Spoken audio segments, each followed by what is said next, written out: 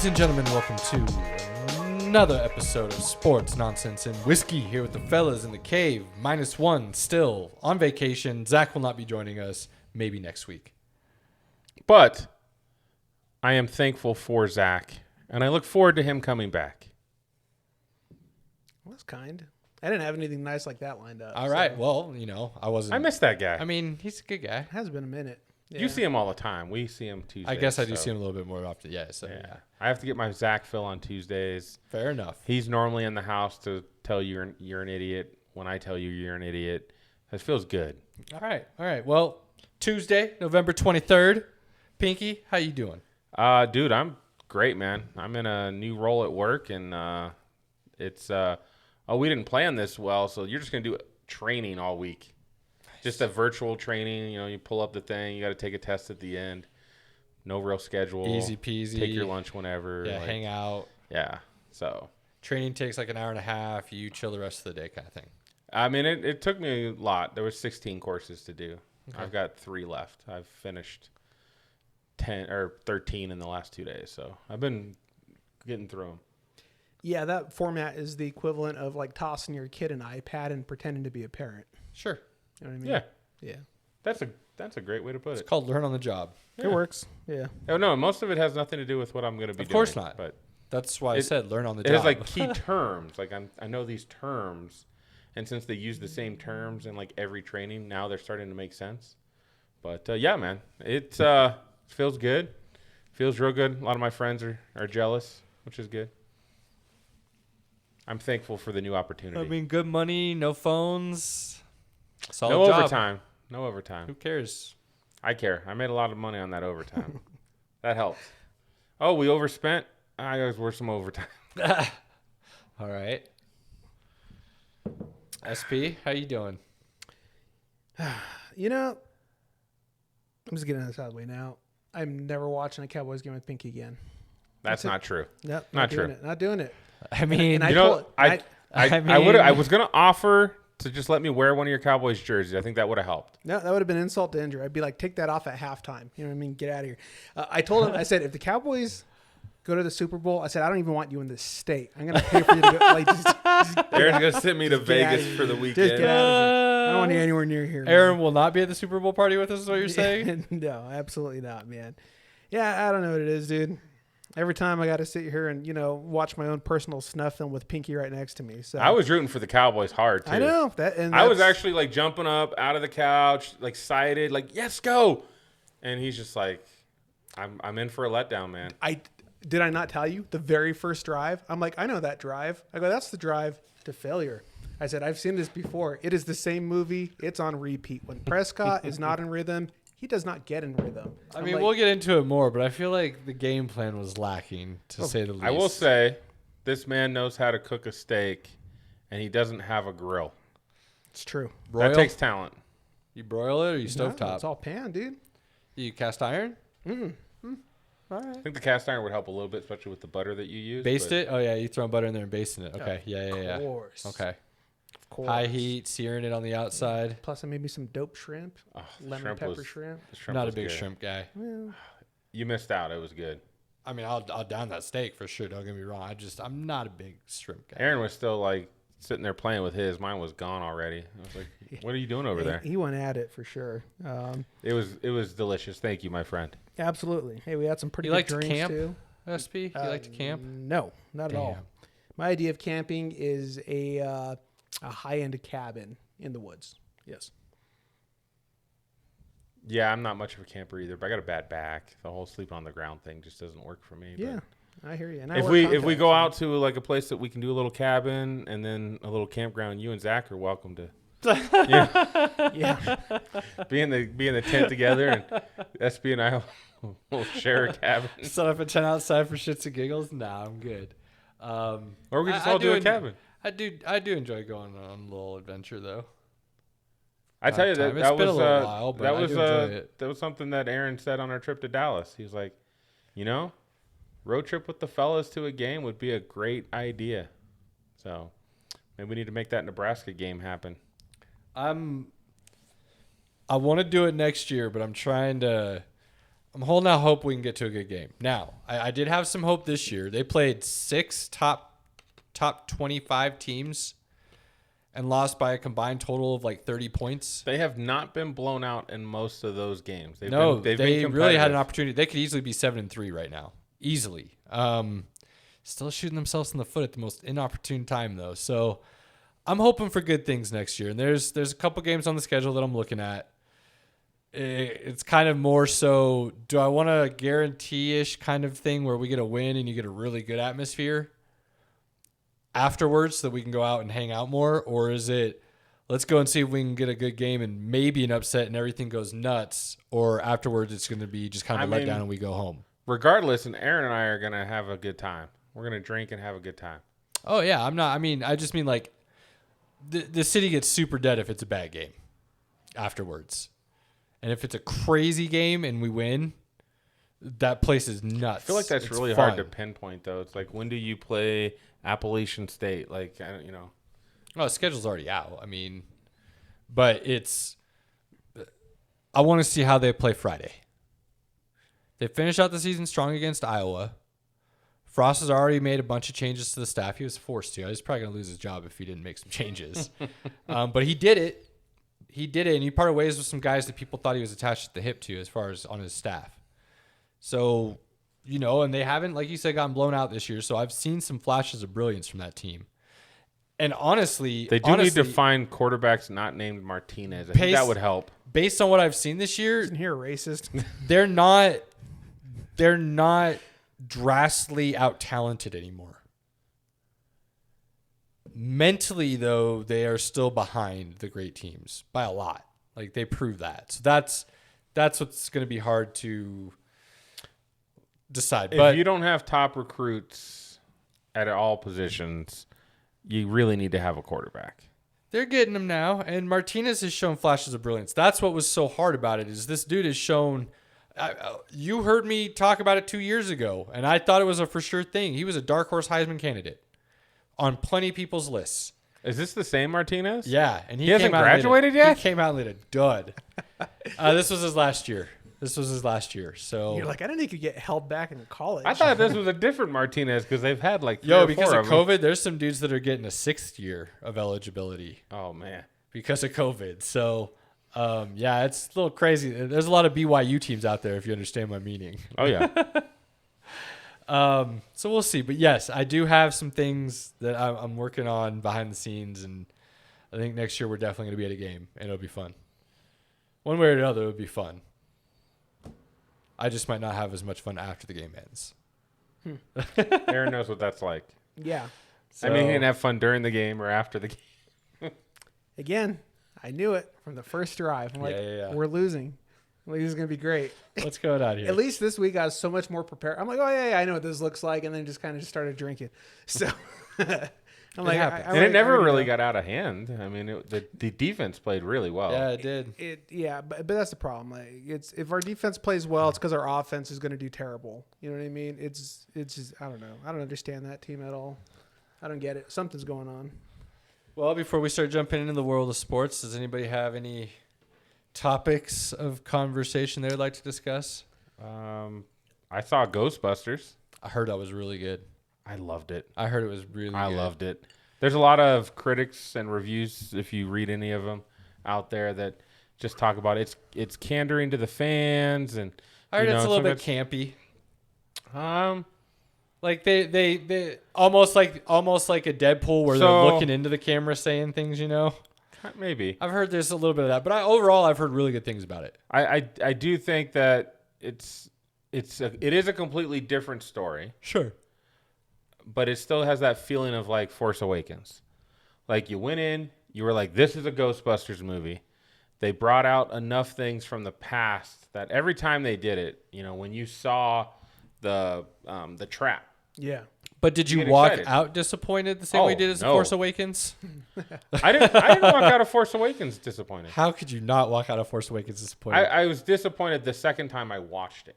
Yeah. Oh, man, I was super disappointed. The first time I watched it, I was like, that was a Star Wars movie. I feel good. Halfway through it, I started getting really bummed. I watched it again, and I was like, okay, now I kind of understand some of the things. But And I was surprised because I'm the dude who always loved the prequels because it was a new story. I don't care if the CGI was bad or Hayden Christensen's the worst actor or whatever you want to say about those first 3 episodes 1, 2, there's and 3. good stuff in all 3 of those them at all movies. times because the story I thought was awesome. It gave us a whole other side of that saga that you didn't really expect. These last 3, dude, I thought were a joke. I thought the second one was the best of the 3, and that's the one everybody hates the most. I thought it was at least the most original. Wait, which one is that? Is that the Rogue One? No. That's not even part of the trilogy. Oh. That's just a Star Wars movie. This is the Last Jedi. Oh, I didn't watch any of them. Oh, I not a Star Wars guy? No, I mean, I just knew it's better. not really good or Oh. bad. The I Last just knew Jedi is better. actually not bad. I thought it was the best one, and it got trashed the hardest by far. I mean, it just comes down to me. Like, I'm sorry, my Luke isn't a bitch. Like, that's it. I get what you're saying. I saw that in a completely different light. So I didn't see him as a bitch. I saw him being an insane badass for what he was able to accomplish. You're the guy who said what Bridgewater did was a good move.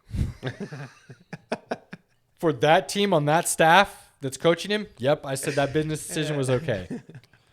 I did say that. He did say that. Your opinion of that don't- film just shows us your entire perspective. Hey, we're gonna grant a lot more films than you. I bet you think we would. I don't know. But back to Ghostbusters, that is the kind of film though that should placate to the fans because Absolutely. that's why I they're mean, you there. haven't really been around in 30 years, so you should, Absolutely, yeah. you know, give people a build reason. back up that excitement. There's things people expect to see, kind of idea. Absolutely. Yeah. Right. If you don't, you're Paul honestly, Rudd you're, was- you're stupid. So I mean, Paul Rudd is the complete comedic. I heard he was meant for this role, Absolutely. like perfect for he it. does a great job in this role. Like, Paul Rudd's awesome. so, and I think the biggest thing that people have harped on in most of the critic reviews that I read was just like, well, it's not the original. And I was like, Yeah. You had 3 top comedians of their time. 2 of them wrote the movie. Dan Aykroyd and Harold Ramis arguably wrote that of movie. all time. Right? Yeah. They are comedic. Like, they helped bring up everybody that came after them, right? Yeah. They're They still just made- SNL's it's still just riding on something their that- fumes. It's just something that worked. Yeah. And you don't hit that just randomly. Right. And you can't write that down on pages on a piece of paper. Yeah. It had to be something that just happened. I think that's one of the things lacking in Hollywood right now is original storytelling. Of course. Well, I was just going to mention that actually, especially if you look at comedies from, Oh, from yeah, the dude. 80s. Oh, look man. look at Blues Brothers, Planes, Trains, and Automobiles. Oh, planes, trains. Love so it. good. You look at Airplane. You look Love it. at Throw Mama from the Train. Moving. Yeah, Throw Mama from the Train. Like they were such Trading Places. Yeah, Trading they Places, were yeah. smart comedies, Yep. and you do not get that anymore. And they had stories. It was a story. It wasn't just a jackass style. We're gonna throw a bunch of slapstick in there, Yeah, and everybody's exactly. gonna like it because of who the actor is. And I mean, we had a resurgence for a little while with Judd Apatow. I think he did a pretty good job Yeah. with good I stories. feel like his were hit and miss. I liked most of his. like Superbad, I really liked as well. Sure, I- original story. Yeah. Original Hangover. story, original perspective. Yeah, Hangover, absolutely. So it's like we were starting to get kind of back into that where you're like, oh, let's tell a good story but like have hilarious situations in it.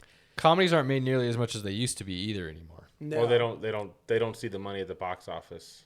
Well, that and the other thing too that people are afraid of is like, oh, is this going to come back and cost me Offend me? Am I gonna get Yeah. fired for Yeah. this? Am I gonna have to stop production of this? Am I Right. gonna have to not get my? Because a lot of comedies are built on the fact that you're gonna get that Dude, look at residual income off of all the sales of the. I know where you're going. Yeah, Tropic Thunder, Oh, dude! Oh, One of my favorites. absolutely hilarious, right? But you And- can't make that now. No. And it's what, only 10 years old, 15 years old, maybe. Right. Yeah. Not even 15. Yeah. So, and just that in itself, right? Like to hear Robert Downey Jr. talk about that role, he's legit. Like, I don't even want to talk about it, and it's just, it makes no sense. You know what I mean? It was hilarious. Everybody was on board with it. I don't know. I don't get it. People don't have the balls to make good comedy anymore. Well, But they also, and in fact, they brought it back around towards the end, the brilliance of that where he role. realized like he's all messed up. Like, But the brilliance of that role is it wasn't him doing blackface. Yeah. Which is what gets everybody so flustered all the time. And there's been I saw this TikTok chick who got super dark tan for some photos and was imitating some urban culture, if you will, and people got really upset about it. They didn't like her twerking? Really upset about her getting a little too dark. And I get it. But that's not what he was doing in that movie. No. You know what I mean? Like, he's just a dude playing another dude. There you go. Proper summary of the film, yes. So good. Yeah. So good. But anyways, like that. But that's the point, right? That's what comedy has always been. Comedy has always been that ability to make light of situations that shouldn't be made light of, right? Which, bringing it back to Ghostbusters, yeah, that's why that first film is so good. absolutely. Because it's a kind of an interesting topic, something that hadn't been done, and you've got three comedic geniuses who are playing off of each other. And it just works. You watch it today, it's still just as good. Phenomenal cast. Well, right? and who they brought in, like having why am I drawing Honey I Shrunk the Kids? Why am I Rick drawing Moranis. Yeah. having a Rick Moranis in a smaller but big role still? You know, picking those right people because they had the vision, they knew who they wanted, they grabbed the right actors, they brought in the right talent to play alongside them, and it worked. Hell, most of the And time, they did I that don't all find the Sigourney time. Weaver that attractive, but in that movie, I'm like, it's kind of hot. I don't know why. Absolutely. So, but so I would say go see it if you haven't. Okay. It's a good, fun movie. There's a lot of stuff that it definitely attaches itself back to the original, and definitely worth seeing. I'll check it out. I haven't seen it yet, but I don't have time to go to movies, so I try to make I time can't to do it. so I just have to wait till they come out right now. I did watch Red Notice on Netflix. Haven't seen that one yet. That one's on Netflix. I know. Haven't seen it yet. Heard good things. I'll That's get there. really fun too. Probably watch that tomorrow night, I'm guessing, with the family. Did see Dune though. oh yeah, I finally. know we kind of Have had you this watched- you watched conversation. Dune, I watched Dune. Yeah, I liked it a lot. I knew going in though that it was supposed to be a trilogy, so I was expecting it to end in such a way where it would kind of piss you off. I was expecting like a Lord of the Rings situation. Like you're going to get all of a sudden this whole lot of action, and then it's going to climax and end quickly. There's going to be this coming together real fast, boom, and then a new path is going to be set. So I expected that from the ending. So that didn't bother me at all. I didn't think it was that slow, to be honest with you. I thought it was, we're talking about a epic trilogy, however you want to define that. And so there's going to be storytelling that has to take place to set the tone for what's to come. I feel like 2 and 3 would be, will be a lot more I'll fast-paced. be honest. I watched that first hour twice. Because the first time I tried watching Dune, it was like 9 o'clock at night. I was like, I'll throw it on. It should be easy for me to get through. It's only a 2.5 hour movie, whatever. I made it through that first hour, and I was like, I'm so bored and tired, I'm going to bed. And I got up the next day because it was after my trip from Florida. And I threw it on the next day, and I said, okay, I'm going to sit down, I'm going to pay attention, and I'm going to watch it. And literally, the same two things are the only two things that I cared about the first time I watched it in a tired, depraved state. And that was the interaction with Jason Momoa and the interaction with Oliver Isaac. Isaac Oliver? Oscar Isaac. Oscar Isaac, yes. Those are the only two good parts in that first hour of the movie. Period. I'll tell you. Okay, so my issue with, I thought it was extremely slow and pretty boring. I will say this: he is an absolute awesome director. The cinematography is great. Some of the best like visual effects you're going to see in film is definitely in that movie, especially with the sandworms, the choppers. I mean, like they were such specific technical things and achievements, but that story is not complicated. And it does not take 2.5 hours to give me the information you gave me in that film. And that was what my issue was. For example, I don't know if you want to call it a flashback or the future, you know, his meetings and stuff. You do not need to show that 9 times. We get it. We already know. You're going to get there. Cool. You could have done that once and we would all have been like, yeah, that's what we thought was going to happen. I didn't need to see, like, I don't know how many different segments of it we know. You know what I mean? And that is his, I don't know. It's at some point when it comes to directing, you need to assume your audience drove to the theater by themselves. So they're smart enough to figure out some other things too. And I feel like they just try so hard to walk you like hand and foot through that story. We were like, listen, I know this was a complicated and cool story 35 years ago. Too many people have copied it. We know where this is going. You know what I mean? To me, it's like this. Nothing's going to be shocking about any of this because everybody's already ripped you off. That's the problem about making remakes of old films and old stories, is that it doesn't feel new. And I think that's kind of the biggest hindrance of it. But you need to understand that people feel that way. And I did not need 38 of those 2.5 hours. So Once it got moving, I thought it was great. Once it got moving. Yeah, but it just took so long to get there. That was my problem with it. And then by the time I'm actually interested and I care, it's over. See, the story to me all had a bunch of undertones throughout that were stories within stories that, and I've been told by people who love Dune from way back and have read the books and stuff that there's more that they could have put in, similar to Lord of the Rings. Well, of course. Absolutely. Yeah, that would have helped the story even more. And I'm like, okay, I mean, I don't know enough to know, but I'll just take your word for it. But I enjoyed it.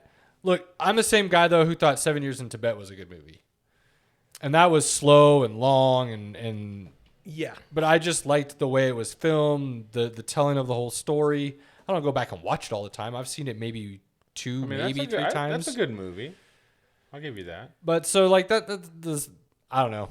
I was just reading a bunch of other things within the story. I think that didn't feel slow to me. I was looking for more information continuously, is what I found myself doing. So I get that, but again, it's like people have bandwidth, you know. I get it. You don't need to sit there and say, "Look, here's a picture of the scenery." You wouldn't call it a bad movie though, to the point where it's not like I'm not going to go check out 2 and 3. It wasn't bad. It was just boring. You just thought it was slow. It was. Look, man, I thought it was bad. I'll be honest, and I already had this in the back of my mind. This director did Blade Runner 2049. Right. And I found that movie stunning. Visually looked great. Cinematography's great. The acting's good. That's a boring movie. Okay, but if that's going to be his MO, then he's not a good director. Like, in my personal opinion, you're not good. It's no different than M. Night Shyamalan. He came out, he shocked everybody, and now his movies are trash. Certain people are going to love those movies. Yeah. Sam and Bill loved Dune.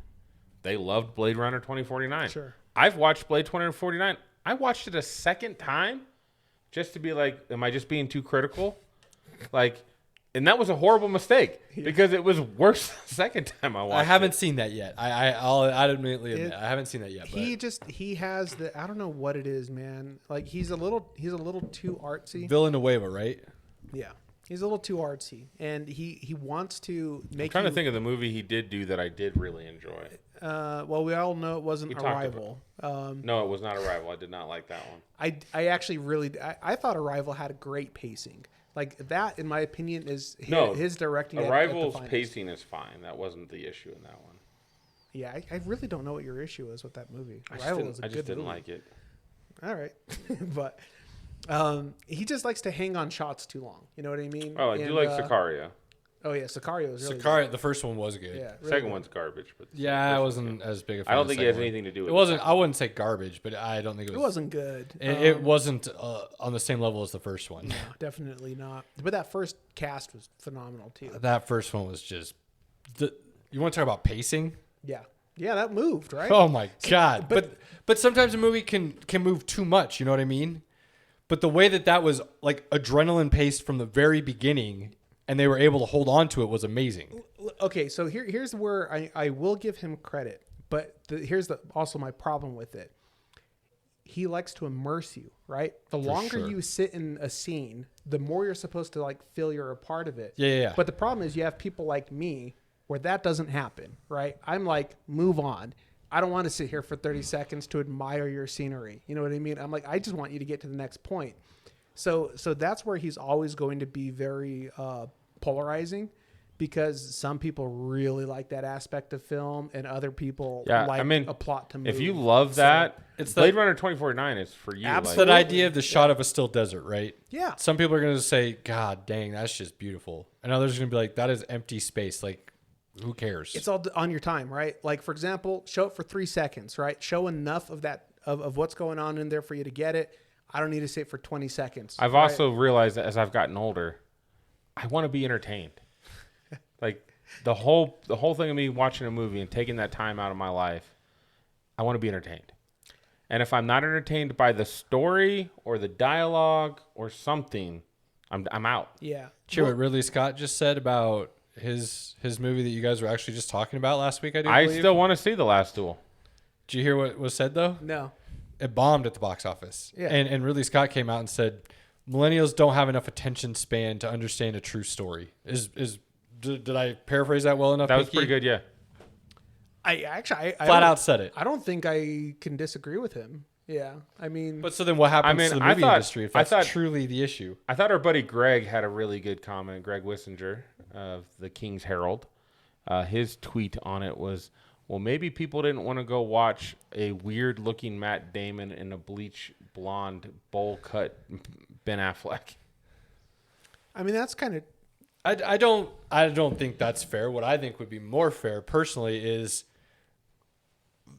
the Middle Ages Crusades thing is kind of played out right now. Know your audience, know what people are looking for. They're telling a true story. I want to see it. I'm interested. True stories are always great, but again, true stories work when mobster movies were really big. True stories for that were great. Yeah. Whitey Bulger movie was awful. Yeah, it was terrible. Trash movie, dude. That movie was bad. It was pretty bad. God dang, was I excited because that was kind of the genre I was into at the time. Yeah. Middle Ages, Crusades, Knights, it's not a big thing right now. Yeah. So if you're going to tell an original story about that that's just kind of dark and gloomy and doesn't give something completely new and brilliant to look at, it's going to be hard to push something out of topic. Well, yeah. That's what I feel would be fair. What this movie was really meant to do was it was one of the first times a woman spoke out about rape. I know the story. It's a true story. I know the story, but it didn't get pushed as a Me Too story. It got pushed as a knight crusading story for his woman. If that's how you're going to push it, you're not going to work in nowadays. I mean, all the previews I saw was mainly focused on her. I didn't pull that from this preview. Mainly focused on her what? Focused on her. How so? Speaking out. Her coming out saying, I am not lying. Like, that's what I saw in all the previews. And then what did you always see at the end? Well, it was always two dudes about to fight each other. Yeah. So it wasn't a Me Too. It was a almost like they're arguing knight over shining property. armor. That's actually probably not the best way to portray that. You did what to my property? So, I mean, if that's how he wanted it to come across, they didn't market it that way. He didn't edit it that way for the previews. I mean, at the end of the day, I think this is, just period pieces are tough in today's age. I completely agree with that. But here's the other thing, though, too. There does have to be smart marketing when you come out with films. Hell yeah. I mean, a lot of these production companies will wait and say, oh, if it's a January or February release, it's because we don't care. Nobody goes and sees those movies early in the year, right? Now, if it's a good film or what they consider as a good film, you're going to see it in October, right? Because they want it in by the end of the year so it can hit the Academy Awards. Right. So they're very strategic in where they place films. If they don't care and they're just going to let it fail, you're not going to see any advertisement. It's only going to get a theatrical release because it was part of a contract. And for example, that one with Ridley Scott, that should have been a straight to Amazon or Netflix. Period. Like it should have been. There's no reason to send that to theaters right now. Ridley Scott wouldn't demean himself to a straight streaming service. Are you kidding me? They pay good money, man. Absolutely, they do. I'm just saying, some of those old head dudes. I mean, that's how they just got Ryan Reynolds and The Rock in that one. Red Notice. Yeah. Scorsese said he wasn't going to do it. Yeah. And then they threw a bunch of money at him. He's like, oh, well, I can do whatever I want. Yeah, I guess I'll go ahead. Wait, I can make a 3-hour movie? Yeah. Actually, I mean, there's tons of pros when it comes to things like that. And plus, it's not what it used to be. Like 10 years ago, it was like, oh, I'm not going to do any like TV stuff or whatever. And now it's like, that's what people watch. Yeah. So people don't want to go to theaters or people don't care or whatever the case is. And you really have to change with your audience. Unfortunately, the way that it's changed is that people want to go see those large action movies, Marvel movies. Yeah. Like they don't want to sit in the theater for a period piece. Honestly, you saw that couch I got in the basement now. Yes. You saw the TV. I got my surround sound hooked up now. You gotta pull that couch back. You gotta pull it I got back. that surround sound hooked up now. Pristine. I don't need a theater anymore. I'm totally fine with being able to sit at home and watch a movie in true comfort. I don't have to worry about if I really have to go to the bathroom and I'm about to miss something. I don't have to worry about somebody else talking or kicking the back of my chair.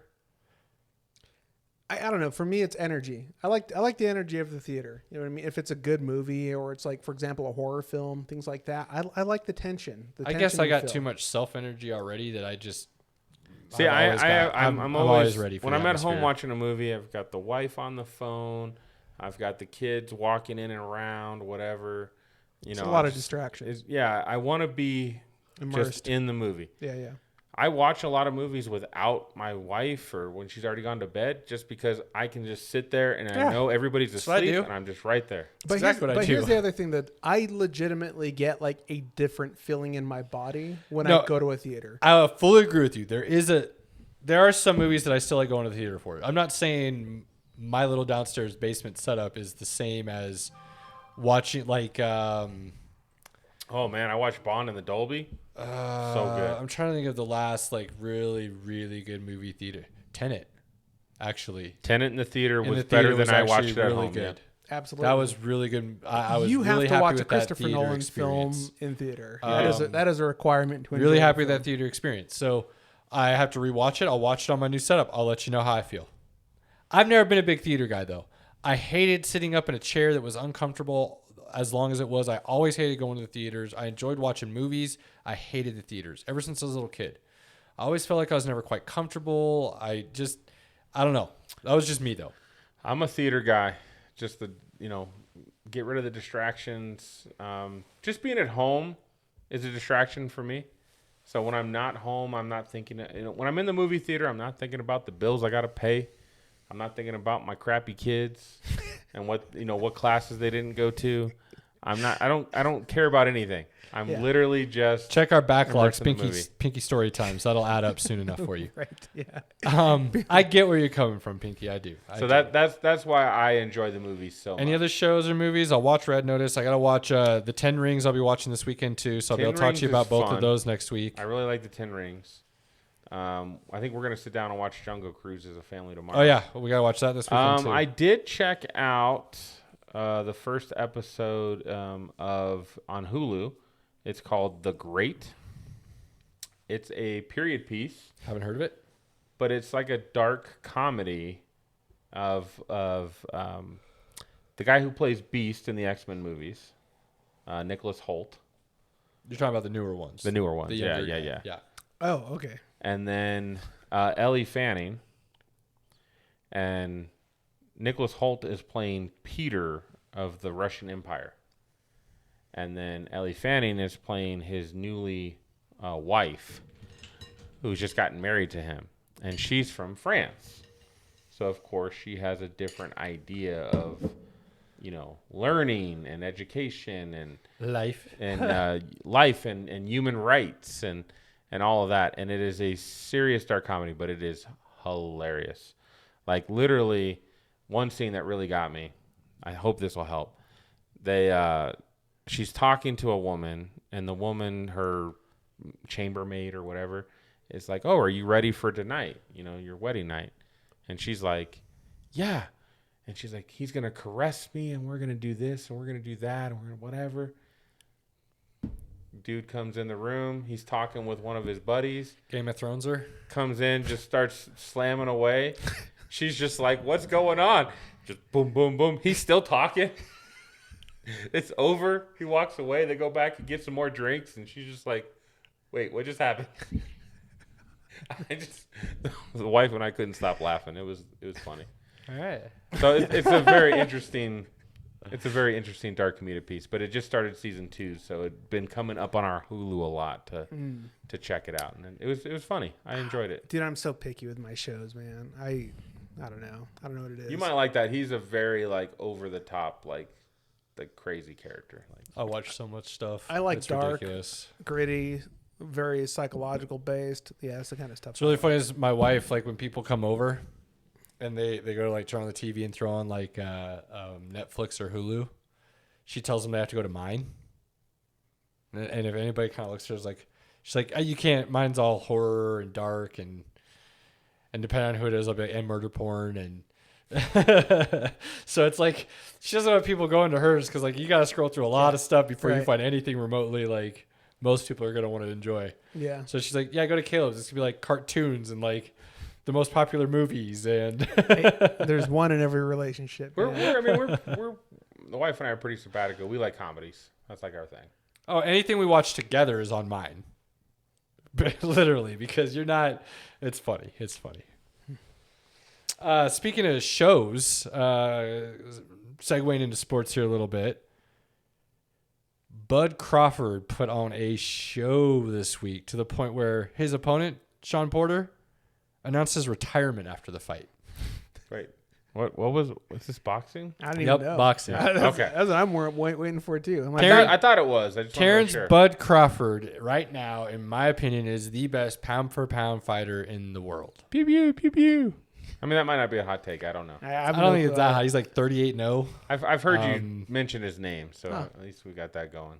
So he's... So his opponent like legit retired after the beating he took? Sean Porter's no joke either. There are people who had him picked to win the fight. Like, Oh wow. yeah, he said after the fight he's done. I've always heard that statement. I'm gonna put you in retirement. Very rarely have I ever. heard Bud it Crawford's so been literal. rolling through some people here Yeah. as of recent last 5 years. He started putting people up, picking people up, and putting them down. And there's guys avoiding him, like flat out avoiding him right now. Huh. His next fight, I'm buying. We will be watching. I hear his name and I legit thought, I'm like, there's no way golf is going on right now, is there? Like You're right. Or Golf's not going on right now. croquet or I don't Actually, there is. The match is tomorrow, Thanksgiving Day. What match? know. I don't know. Bryson DeChambeau versus oh my God, Brooks Koepka. Oh, I didn't know. Worth that was a watching thing. just for the banter that you're going to hear back and forth. It's gonna be kind of like the doubles thing, like with the yeah, with Phil. Without and him, though, it's without. like that. Only it's just these two going at it because they've had this little feud, and in golf that like never happens. Who was the dude that hit the hole in one, skipping it off the water? I remember. You're looking but I at the wrong can't. guy over here. It's happened a few times throughout. Really? Like If I it's didn't, not the if only I didn't time read it's it on happened. Bleacher, it doesn't stick in my brain. Gotcha. See, the cool thing about that hole, the way they do it, it's always on that hole because the way the green slope behind it, it's like this big bowl, Oh, like so an you just get it amphitheater up, almost. it'll If you come think about back. it, so if Okay. you can hit it right, it'll kind of hit that and then funnel back down anyways. Gotcha. So Okay. it's kind of the beauty of that. But yeah, so not a golfer. He's from North Omaha. If you know anything about that area of the country, you wouldn't think it, but it's one of the most heavily delusional football fans. I am inner city type places there are in the country. Yo, bro, when you walk down that street, you ain't coming back. Oh, okay. Like Watts, Compton, inner city, Brooklyn, Bronx, that kind of stuff. Like North O is the same way. Omaha, Yeah. Nebraska. Yep. Yeah, he's not kidding. It became that way because of the poorer side of the community that was there already. Yeah. That kind of existed from a lot of field workers and things. And it became a midpoint for heavy trafficking of drugs from east to west coast Okay. because of the major interstate that was there. So it kind of naturally developed because of it. Most people wouldn't think about it because it's Nebraska. It's the middle of the country. Right. But it's actually right up there with all of that. Belly actually portrays it quite well, surprisingly, in a movie that you wouldn't think about with DMX and Nas going to North O for their hookups and distributions. But yeah, so he comes from a very hardened area of the country, if you will. Grew up in a poor family and kind of things of that nature. Always shouts at his mom. Had to fight for what he wanted. Yeah, kind of that story. Legit though, it's not just some guy saying it. Sounds and like then, a Tyson 2.0 then. He's nasty and he's really good. Like he doesn't just have power; he's technical too, and that's what's been so fun to watch when I've seen a couple of the fights that I have gotten to watch. So, Gotcha. I mean, look, I'm biased. I started watching because I heard this guy's from Nebraska, and I was like, what? So I started watching the fight. He was on some undercards to start moving up a little bit, and he's just been dominating. The dude's undefeated and just picking people off, like I said. So. I think I'll get the next one. We can all hang out, watch a boxing match. Shits and giggles. It'll be a good one, though. Like, this dude puts on a show. So, Pivoting. It's still about fighting. Okay. Pivot. Let's talk about LeBron. I like that pivot. I'm going to keep saying it, and I know people hate this take. And I've had people, like, your buddy Greg tell me I don't know what I'm talking about with basketball, but Greg, if you listen, I'm sorry. I know a lot more than you think I do, and it's more than you. We can say shots fired all you want, but this is what I've done. I don't care. I don't care that you write a blog for the Sacramento Kings, buddy. Here's the deal. He's not a top 5 all-time great. He's not. Talent, yes. Talent, he might be the most talented basketball player to ever step on a court. He's probably physically, but the best greatness isn't defined physically by just how talented you are. And I've seen people say this is exactly why he is that great, because he's sticking up for himself and he's not letting people push him around and stuff. Dude, he was getting boxed out and he threw a punch to some dude's face. That's not getting like out physical or anything. That's getting out mentaled. That's getting a little nudge and you deciding you're going to extreme react to it. Us and Skip Bayless have always talked about LeBron James's weak mental It's a state. problem. And I've said it before. The way he's acted on the bench with teammates in very important situations is not greatness. Leaving games early. Dude, I'm not cool with it. I'm not. I don't care if you're going to get treatment. It's kind of an excuse for LeBron. But he's been literally from day one, you're the next Michael Jordan. You're the greatest thing out there.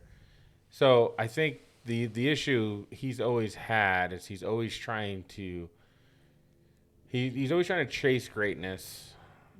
Act great. I mean, you want to chase it, act it. It's real simple. He should act it. But I feel like he's just always had it versus having to go and get it. You don't get to go around talking about how you beat arguably the best team in NBA history, the 73-9 Golden State Warriors, and come back from 3-1 deficit in the finals and say that made you the greatest. You don't get to self-proclaim that and then leave your teammates hanging. You don't get to say that and punch some dude in the face for him doing a legal basketball move. Those two things don't add up. They don't go hand in hand. You won't get an argument from me. The first thing I thought of when I saw this, the very first thing I thought of is an argument I've had with a bunch of people where I've said I would take Larry Bird if I'm taking 5 dudes at small forward over LeBron James, and people lose their shit on me. And every time I just think about this. If Larry Bird's playing him right now in a game, you think LeBron's getting through a half before he loses his shit? Dude, can you imagine how many points Larry Bird would score in today's game where you can't touch anybody? Dude, people look at this and go, oh, he was wide, he couldn't jump, he wasn't that athletic. He was absurdly good, and people do not give that dude justice. He's on another level that people don't think about. I've said the story before. Reporter talks some shit or tried to talk some shit to him. Somebody on the other team gave him some bulletin board material. He went out and scored 40-plus points with his left hand for a game. Quote, why'd you do that, Larry? I was saving my right hand for the next night's game. Larry, you're right-handed. It's pretty hilarious. Yeah, I know. You think LeBron's going to be able to do that? No. He is not supremely talented. He is supremely athletic.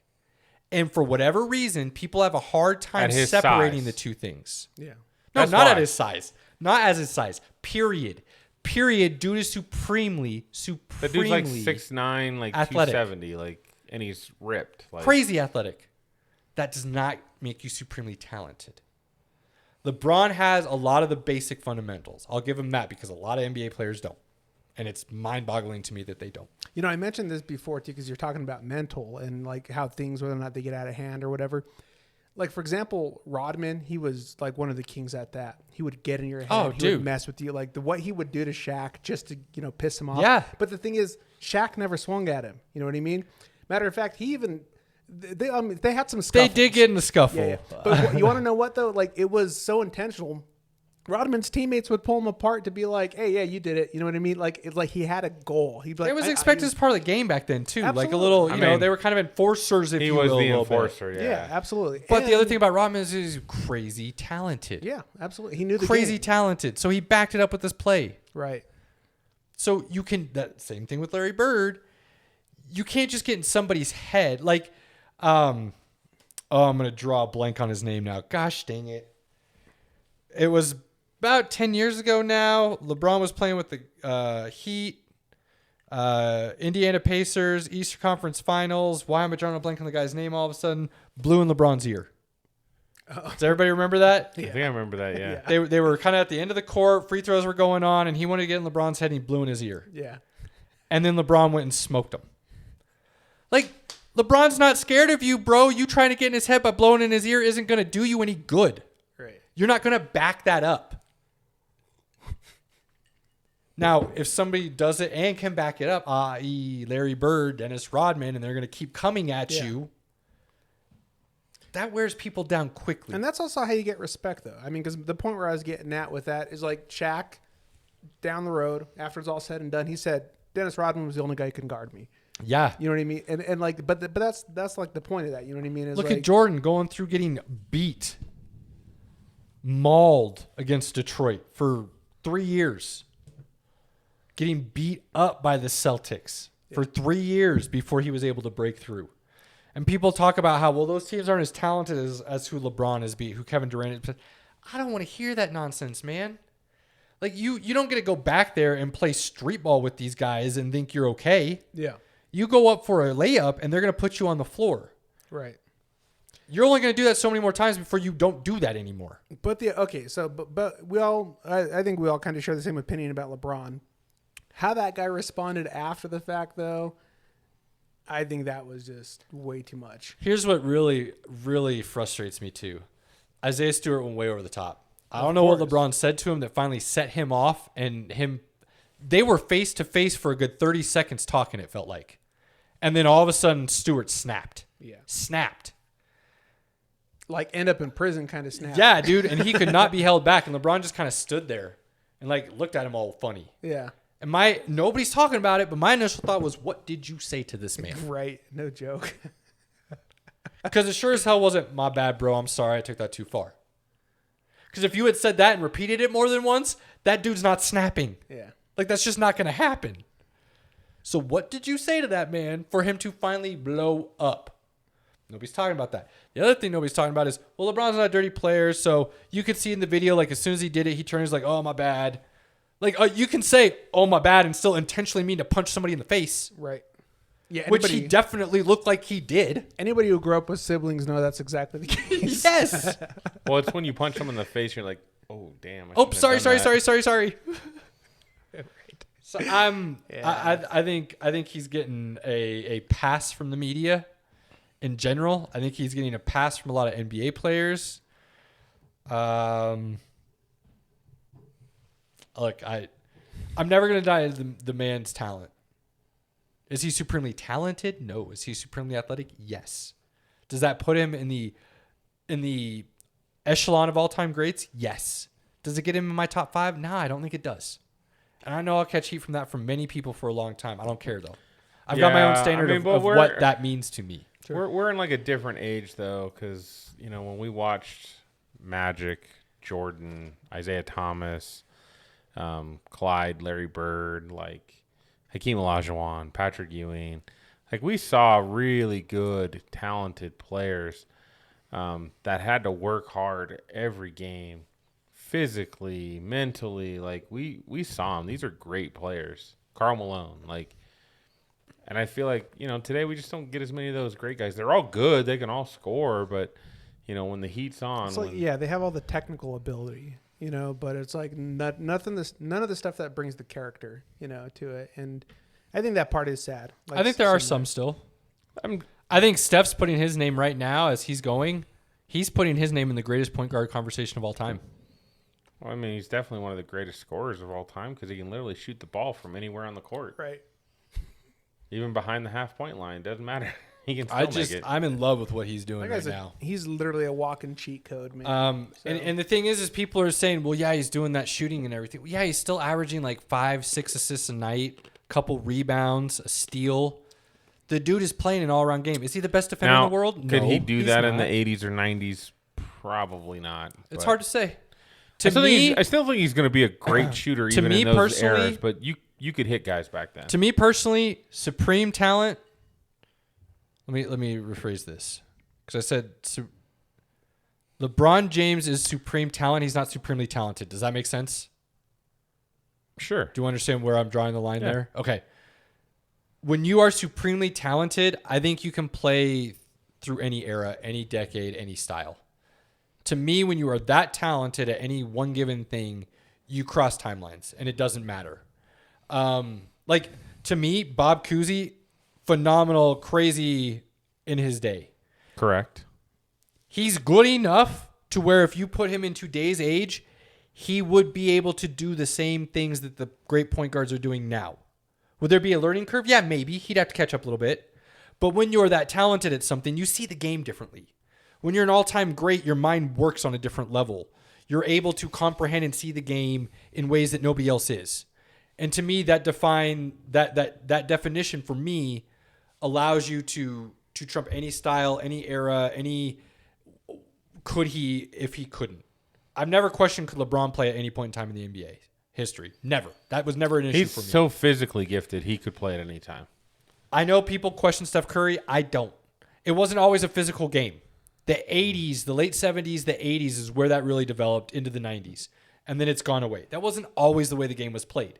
So I think he would have been able to find a way through it. Would have he been considered an all-time great? I don't know. Would have he still been great? Yes. That's how I see it. Sure. Suns are on a heater. I don't have much else basketball to talk about. Steph Curry's playing out of his mind. Golden State might be the best team in the league right now. Possibly. I'm just a Curry fan, man. I said once football ends, I'll have a lot more basketball, but I'll start bringing some things here. But the LeBron was a big conversation piece. So that was worth discussing. So what were the suspensions? One game for LeBron, two for Isaiah Stewart. Had he not gone bull in China shop, he probably wouldn't have even got a game. Probably not. But honestly, I kind of felt like how crazy he went probably deserved more than two, in my opinion. Yeah, there's a lot of people who thought he should have gotten more. He could have got a lot of people hurt. He was throwing really small people around, man. There's a lot of people who felt he could have had more. So, and I don't disagree with that. He should have known his limits. I think LeBron should get more because as far as I'm concerned, that was an intentional punch to somebody's face. I think one game's kind of a joke, but... He got suspended. Most people didn't think he'd get suspended because it was LeBron. Well, a fine doesn't hurt him, so, you got to do something that sends a message. $1 million fine to LeBron isn't really going to do much. No. So, there you go. Basketball. Hoorah. Hey, it is Thanksgiving week. Yep. We have a lot to be thankful for. Unfortunately, it's not these Thanksgiving games on NFL games on Thursday. Injuries could have cost these games some watchability. Oh, man, these are bad games now. They're bad games. I mean, yeah. So, much. again, I am not a fan of keeping the games specific to two teams. I'm not. I actually find that the third game is more interesting because it's a different team on Thanksgiving than the Cowboys and the Lions. Now, again, why are we still making people watch a team that's been shitty for 50 years? Why? Because nobody else wants to play. It's a tradition of being shitty? I was waiting for you to say, and the Lions. But nobody else wants to play at 10 a.m. So you give the Lions a 10 a.m. time slot. It fills some football need for some people. I guarantee you some team would be willing to say, hey, yeah, we'll play 10 a.m. on Thursday, Thanksgiving. Yes. It's just not great viewership is what I'm saying. The parade's still going on. And The parade's over by then. Just over. no, it just that's when ends. the rerun starts. That's when most people actually watch it, is that rerun. I hate it. I hate it. I don't have an issue with it, to be honest. I like traditions. I don't mind to the an tradition extent. part to it. Yeah. So I hate like it. The Lions have been shitty for 50 years. We That's typically get really bad football every year from the Lions game. It's the Lions getting beat normally. That's tradition, Pinky. That's just how they're going to beat or lose. I just don't like it. or shoot themselves in the don't like foot. it. So we got Bears Lions. It's kind of like that Thanksgiving, like you're looking, like you're so thankful that you feel bad for the Lions and you're like rooting for them. It's like that Not time of year everybody only gets to root for them. Do we have Bears Lions? We have Andy Dalton. Yeah, I was looking Thanksgiving, forward to baby. watching, getting a chance to really get to watch Fields, and that's over. Actually, the Bears might win now because Red Rocket comes in and slings some TDs, bro. He did not look good. He got that one lucky ball that I thought won me some money, and then it didn't. Yeah. That was rough. Oh, how close was I on that Huntley prediction anyways? I didn't even look. I didn't look either. Dang. I think you got. I don't know if I'll have to look. We'll have to look. We'll have to come back and look at that. Okay. All right. So Bears win. No. No, I think Lions win this. Well, Jared Goff is not cleared to play yet, Yeah, that's all right. but he's close. So Boyle versus Rocket is even. I'll take okay, I'll take Dalton over Boyle. Boyle was I'm bad. going to trust Dan Campbell over Matt Nagy. And DeAndre Swift being able to run the ball more efficiently Man, I than can't David hate that. Montgomery. I can't hate that take. But it's Boyle, dude. I can't hate that take. Let's go. You legit. Let's go. Matt Nagy sucks. You saw his stats in college. I don't know why he's in the NFL. It's questionable. Period. Oh, that is an understatement. How do you have a 2-to-1 ratio of interceptions to touchdowns and make it in the NFL? Really good talker and the best practice player you ever he seen. interviewed well. He Yeah. interviewed well. So that's what it is, dude. It's one of those where he can play lights out on the practice field, and then when he gets into games, every coach goes, "Shit, I just lost my job. They're And like, this dude was fired on Friday." He looks good on practice. Yeah, I think he's one of those. I think they just took inclusivity way too far for that guy to get a job. Aaron's going, I think Kaepernick's better than You this say guy. on I'm the just saying. you say on that IQ level, he's I don't care. I don't care how smart. You're not out there doing Sudokus. All right. You're throwing footballs. no. I'm trying to figure out what exclusivity. No, I said inclusivity. I mean inclusivity Yeah, level that you're they're talking like, about for him. You're so bad. We're going to take you in because we feel like we need your perspective. Oh yeah, I thought you were talking about his mental capacity being so low that's why he was able to get the I'm job. sure the guy can't throw a ball though. Like literally, okay. I literally messaged you guys that stat, I know. and he threw an interception within 2 Like, minutes. exactly after that. That was good. All right, next game. That's enough of the Bears Lions. I think Swift goes off though. I will say that. Yeah, I'm taking Lions on that one for sure. Raiders, Cowboys. Don't know what Cowboys are going to show up, and I don't even know who's going to be healthy enough to play. So Zeke could be out. Amari's probably not back. Maybe Amari's he is. out. Mars Has he been Amari's ruled out out. officially already? Well, I thought there was still an outside shot he could be in. well, I thought they said it had to have been 10 days. Yeah. And Because he's unvaccinated. I thought Thursday was the 10th day. That's why I thought there was still an outside shot for him if he tested negative. if so, maybe. I don't know. But right now, all I know is all they have Lamb's is not looking good. Lamb's out. Here's what I will say, baby. With that concussion Everybody- protocol, they can't clear it enough time. Everybody, DFS. If you can go pick him up on waivers still, go do it. Dalton Schultz is gonna have a big game. Dalton Schultz is going to have a big game. Big game.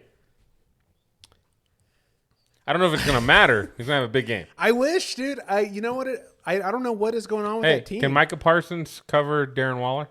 Hell no. Nobody can. So that's no offense to Micah Parsons. Okay. Can he disrupt him a little bit? Yeah. I heard this on a podcast. Rich Eisen, one of the podcasts I listen to, Yeah. one of the guys was like, if I'm Micah Parsons' agent, I literally tell the team, he is an outside pass rusher from here on. He is not an off-the-ball linebacker. He has like 9 sacks already. Mm-hmm. He's going to finish the season with like 15 sacks as a rookie. Yeah, right. But and the most ridiculous thing is going to finish like being moved to that position, right? Because of lack of personnel, and to be like, yeah, I can what's go sad do is that. he should get paid more for being able to do what he's doing right now. Sure. Instead of just going and getting a couple more sacks. But you don't as an off-ball linebacker, so that's why. But you should because as you an can edge rusher, he you would can make know that 20 this million. guy. Yeah, but he should get paid 25 for being an off-ball linebacker because he can go get you 10 sacks and cover Darren Waller. Like that's stupid. Guy's got speed. That's stupid. He does. speed. He really So, can he disrupt him? Yes. Can he cover him? No. Like that's like Listen, saying, can he cover Kelsey? You No. want to know what? Can he disrupt him? Yes. You don't need to cover Waller because they're too stupid to throw to him. So it doesn't matter. What did he have last week? 8 for 120 or something It was like a good that. game. Yeah, Yeah. like- They lost, but it was a good game. Yeah, well, you know, when had- they remember he's there, he has really big games. no. Once Gruden left or was removed, however you want to look at it, then they're like, oh, hey, look, Waller. No, he had better games with Gruden. He was No, Gruden's dude. no. Yes. He is on 3 of my fantasy teams, guys. Trust me. Since He was Gruden left. more targeted with Gruden. Yes, he was not getting the actual He was catches. not getting and the yardage. catches as much. He had one game where he had 8 targets and 3 catches. Okay, I remember this. I checked the stats. That was to start this season. The last 2 years prior, he's been fire. I'm not talking about previous year. I'm talking about right now. But that was still with Gruden, I'm saying. Yeah, I know. And people get stupid year to year. I personally think he's been worse without Gruden until this last week. So who's winning this game? Because I have no idea. I can't take the boys. Because I don't know who's going to be there. If they're missing half their starters, I can't pick the boys. I mean, I'm not going to watch the game with you because it's Thanksgiving. No, you're not. No, that's not why you're not watching the game with him. Yeah. Actually, you know what? You ain't going to be anywhere around me. I'm taking the boys. So I'm I going think to take the Raiders. I think it's 7. I think Raiders have. I think it's a 7-point spread. I'm going to take the Raiders and the points. I hear you. Trust me. Everything about me, I understand. It's the AFC West. I understand that. You want to know where I think we win? I think our defense actually creates turnovers, and that puts us in a position to win. If you pressure Derek Carr, he will turn the ball over. I think that is, and if there's anybody that I could see him throwing picks to Diggs, it's going to be Carr, just because he does not do well. I just don't see anything on that offense right now. I wish you had put that out there in the universe. Cooper. I wish you had, because now I feel like Zay Jones is going to burn Diggs for at least one deep one. Waller's going to have a monster game, and Jacobs is going to look legit again. I mean, you can run the ball in the Cowboys. You can. I know. Well, we just got back 2 pretty important people, though, in our defense. Tell us. Huh? Tell us. I don't know. Yeah. Well, we got Hardy and who's the other dude? Well, Hardy doesn't stop the run. He rushes the passer, but he doesn't stop the run. Listen, okay. Here's what you're missing about that. The run is as dangerous as a pass game is. If you can't pass, then it doesn't matter. Stack the box, right? Everybody knows that. You take away passing, then you get to control the run. If they get to do one or the other free reign, that's what causes problems for you. And that's what's been the problem for the Cowboys more recently, is the fact that they can't stop the run. So they have to put so much pressure on that it opens up the field, right? When a safety has to play up closer or whatever the case is, or they got to go into press because they're worried about sweeps or whatever.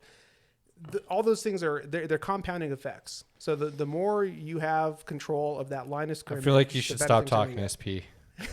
I feel like you're starting to say too many smart things, and that's been burning you real bad here the last couple of weeks. I feel like you should just stop talking. I'm just saying. So he's got boys. What do you got? He's definitely taking the Raiders. He's taking the Raiders in the points, though, right? You wouldn't take Raiders money line. Yeah, well, I would take Raiders money line if I knew none of those boys players were going to play. Honestly, I would, because that's just too many weapons gone for the Cowboys offense. It's too many. I feel like it's going to be close. I think the Cowboys are going to win. Okay. Next. Bills Saints. I'm actually not even looking forward to this game. I'm not at all. I told you guys about 2 weeks ago, I think the Bills were going to get found because they didn't have a run game and their defense was predicated on turnovers. I don't think they're a front runner in the AFC. I don't. And At the moment, you're not wrong, brother. I don't see them going. I don't see them even a Super Bowl favorite right now. Yeah, let's cling to that. Not at all. Yeah. Okay. After what the Colts did to them, like, they were exposed, right? What did I say? I said the Bills are the Steelers of last year, right? That all of a sudden they're going to run into somebody with talent, and then they're going to get smoked, and then they're going to remember who they were themselves, and then they're going to continue to get smoked. And then we try to intelligently talk to you, Pinky and I, about the game Sunday, right? And you went from intelligent, great thought process for everything else to emotional heartstrings and blew it. Yeah, and then blatantly lying to myself. You got the score right though, like 38-7. Yeah. You were good there. You were right. It's just the wrong way. That's what I do, man. It's opposite day when you talk. I do think Bills win this game against the Trevor Siemian Saints I team. think they have to, because the Saints are that bad right now. Kamara probably not going to play. This is why I say I can't say that. Saints defense is legit. I'll say that. That's where I'm going. And they have zero run game. The Bills have zero run game. Ingram and the Saints defense and is legit. Kamara might not play. I get it. I get it. And Trevor Pinky. Siemian's their quarterback. The Bills Siemian's are going to win this legit. game. Not like a franchise quarterback legit, but he's looked good the last 3 weeks. I wouldn't say good. Competent. I would say good. 250, 2 touchdowns, no interceptions is a good game. Okay. Make note of this, okay? I think Taysom Hill's going to have 100 yards rushing against the Bills. I can see that easily. Yeah. Not at all. He's going to have a touchdown against the Bills, yes. I don't. 100 yards rushing. I think he's going to have 100 yards rushing against the Bills. Give me Saints some points. The Saints are underdogs by 5. Give me Saints some points in that game. I'll take I don't the Bills. like the Bills at all. Take the Bills. Okay, All right. off Thanksgiving, I'm nice and fat. Going into Friday, I'm going to watch my Huskers pray to God they can beat Iowa and finish on a strong note. And then we got games Saturday, don't we? Don't we have a Saturday game this week? No. They flexed in week 15. They flexed in 2 Saturday games. Okay. So I'm a couple weeks early still. You're a little early. All right, so Sunday, moving. Sunday. This is a big game. Steelers-Bengals.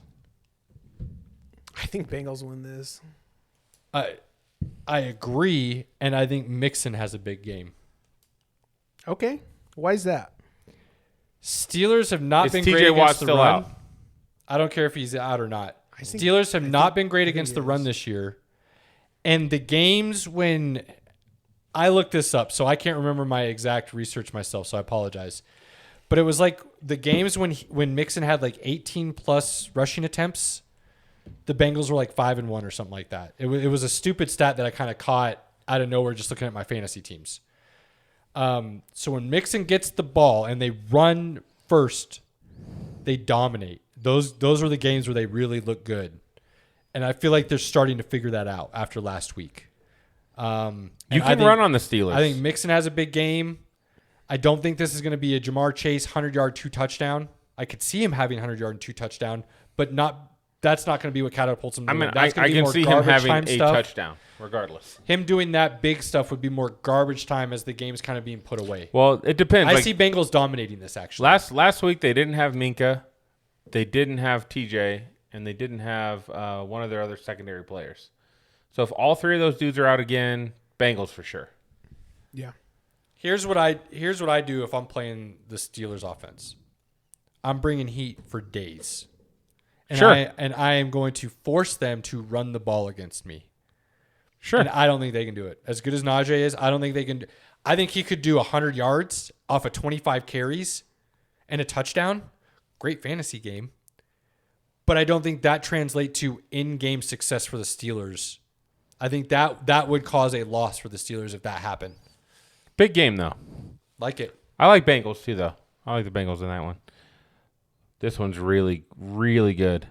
I'm going to talk about this game on Sunday, I'm sure. Oh, yeah. Bucks, Colts. Dude, I think the Colts take this. I got Bucks. I got Bucks. Their D looked, I mean, against the Giants, but the D looked good. Colts by 10 plus. Ooh. Whoa. Easy, playa. I've said it for the last 2 weeks now. The Colts defense has figured themselves out again. They're a top 5 defense. Legit top 5 defense. Yeah, that They're- defense ain't playing Antonio Brown, Mike Evans, Top 5 Chris defense. Godwin, and Gronk. The reason all they're at able to once. be a top 5 defense is because the offense finally realized what they really got. Control the clock, give Carson Wentz off-play action, So, easy pass At the decisions, moment, and Quentin Jonathan Nelson Taylor is day to will day. and Jonathan ankle. Taylor will run through people. The Bucks are not good against the run. They're secondary suspect at times. What they do well is get after the So quarterback. as of Sunday, they will have their full secondary back, which they hadn't had all season. But their secondary when they were healthy were not. Was good. They won the Super Bowl. Here's what that means. All returning starters from last year. Who cares?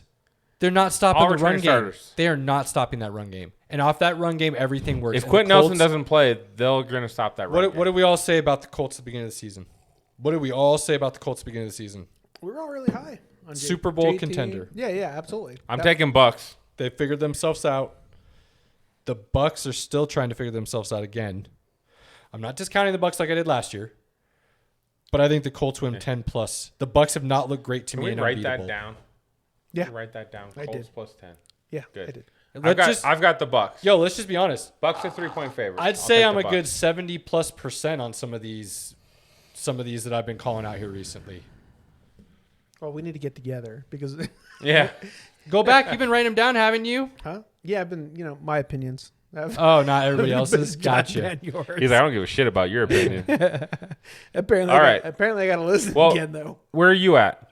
Bucks, Colts. Oh, I'm taking the Colts, man, for Okay. sure. Yeah, Okay. yeah. Panthers, Dolphins. Dolphins, That was quick. dude. Yeah. You don't think Cam Panthers. Newton? You don't think Cam Panthers. Newton's going to tear that up? Did you No. see what the offensive weapons showed up again all of a sudden? I don't know why Darnold lost them for a couple weeks because they started off the season really nice. Yeah. Really nice.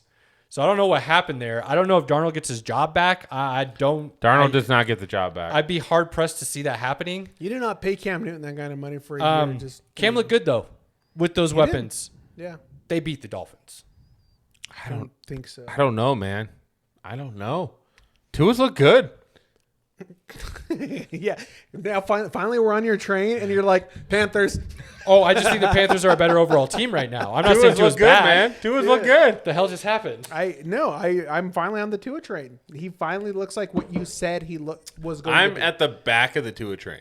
Okay. I'm not completely on it. I'm like right there. I've seen enough of him. I'm this running season. really fast to catch the train. He's no more, no less to what I said he would be. Right. He's playing smart. He's making the good reads. Not He's the strongest avoiding arm, but he can sacks. throw the ball downfield He's not if he throwing needs to. interceptions. He's not turning the ball Yeah. over. Like, no, he's being a good That's a good manager. game. Looks a lot different I than think he did that's a last good year, game. right? I think his health was a serious issue. It was because now that you see him healthy, you're like, okay, I see what you're talking about. He's able to elude in the pocket a little bit more, Yeah. quick steps. So I like Tua. I'm just saying, I like what I saw from Carolina, and their defense is better than Miami this year. McCaffrey's back. I'm going to take Panthers. You want to know? Okay, I'll tell you. I'll tell you the reason why I picked the Dolphins, and then we'll move on. Because the way that they confuse quarterbacks causes turnovers, and you saw what they did to Lamar Jackson. You think they're going to I have think an issue Cam's with too Cam dumb to Newton. confuse him, though. I No. mean, I don't. I mean, okay. Actually, that is a fair point. You know what? Right? SP, I would normally agree with you if he was. I don't think he's going to have a full playbook. I think they're very select about what they're running right now, and I think that will be to his advantage. Oh, I completely disagree. If I'm the defense and I'm like, I know you're going to run 15 plays, I think I'm going to be able to decipher what you're going to do, right? Okay, Cam's not a scan the field guy, right? Hey, let's see what happens next week. I understand where you're coming from. I just don't. I got Carolina. Panthers. Both of you Panthers? Okay, all right. Next it. Titans, Patriots. I love this. Love it. Patriots. Patriots. I got to take the Patriots. And this is why I'm going to take the Patriots. because they didn't just lose against the Texans? Nope. This is why I'm going to take the Patriots. Because I think one team knows exactly what they are and exactly who they are, and Absolutely. they're always going to do that. Absolutely. For whatever reason, and I can't figure it out myself, Tennessee has these weeks where all of a sudden they're like, you know what? I'm feeling a little good about myself today. Yeah. Oh, I look real good this morning. I'm going to go out and be a pass-heavy team all of a sudden. You know what? I don't even like the run. I'm not even going to let my running backs touch the ball. runner in I was gonna say, football, that decision like- was kind of made for them. No, I disagree. If you're that good of a running team, you don't just abandon what you're good at. And honest to God, this Deontay Foreman has looked legit with minimal touches, and Hilliard looked good last Obviously, they didn't think they were that good. They just waived Adrian Peterson. Okay, listen. week. Did I mention his name? I'm just saying, like, Wait, no, wait, hang on, Pinky. Did I mention his name? no, I'm just. So then don't say, obviously, they didn't look that good. No, AP didn't. There's a reason they let him go. Deontay Foreman has looked legit. He's only 25 years old. Hilliard looked good last week. He had over 100 scrimmage yards. Why do you abandon what you're good at just because the person that is the best at it in the league is no longer on All your I team? know is the master is still the master. Bill Belichick's going to rip Mike Vrabel a new one. Watch them come out and win, and Tannehill go off for like 350 Actually, and 4. hold on. Now that you say that, I think Vrabel has a winning record against He Belichick. does. That's why I'm hesitant about this. If he had Derrick Henry, I would still play the Titans, but he doesn't. So. Yeah, and also there's a difference between being That Patriots defense right now is really good. there's a difference between being a running team and having Derrick Henry. There's Titans. a huge difference. Titans win. I can't. They find their identity. I will They get make- back to running the ball, play action. This one, Titans. real quick. This one's real quick. Falcons, Jags. I'm taking the Jaguars. Falcons, moving on. Cordero Patterson healthy. I think Patterson's playing. Falcons. Falcons. Okay. Another quick one. Jets, Texans. Texans. Texans, because Tyrod's playing. Hey, side note. What happened with your boy Philip Lindsay? You got cut? Wait, why? Because they don't block for him at all. Because he's not that talented. If you block for him, the guy's talented, bro. Pinky, he overestimated his hand, just like our boy No. Schroeder. You're not wrong on that point. Yo, you're a third down back, bro. Play it and be really good at it. He's not a third down back because he's not really a great pass catching guy. You know what I mean. Third down backs aren't necessarily. If you get him to the second level with scheme and blocking, he's a nice change of pace back to have. Plays. He's a nice 10 touches a game. If I'm Baltimore, I'm claiming him. Oh, actually, that'd be really nice for them. That'd be really nice for Baltimore. Yeah, I would like that there. I don't know if I'd go to the team that. What team actually had the best offer on the table for him to sign with? Here's the deal, Pinky. Though Baltimore, he's not going to stay there after the season's over. No, he'd be lucky to get picked back up by anybody next year. Did you miss the Eagles-Giants game? That should have been. Hang on. The only reason the only reason you would even let him go to Baltimore, Pinky, is because they're on their 6th running back. Yeah, that was going to be my point. I'm not going to a team that's literally handing out death sentences to my running. But they're still in the playoff. No, they only done 2 death sentences. Wait, then they brought in Latavius Murray. Philip Lindsay doesn't have a choice because he can be taken on waivers. Nobody's picking him up on waivers. We'll see. We'll know tomorrow. We'll know. All right. Nobody wanted OBJ. Nobody's picking up Philip. You guys Lindsay. are taking Texans, right? Yeah, Texans. Yeah, I'm taking Texans. Yeah. I mean, there's no Flacco. Zach no Wilson's White. playing. Are you using ESPN? Yes. How'd you miss the game, Pinky? I scrolled too fast. Jesus. Eagles, Giants. Eagles. Eagles. This isn't much of a game either. Move along. Jalen Hurts is legit. If the Eagles He's been playing good. don't allow him franchise quarterback status, they're foolish. He's been playing good.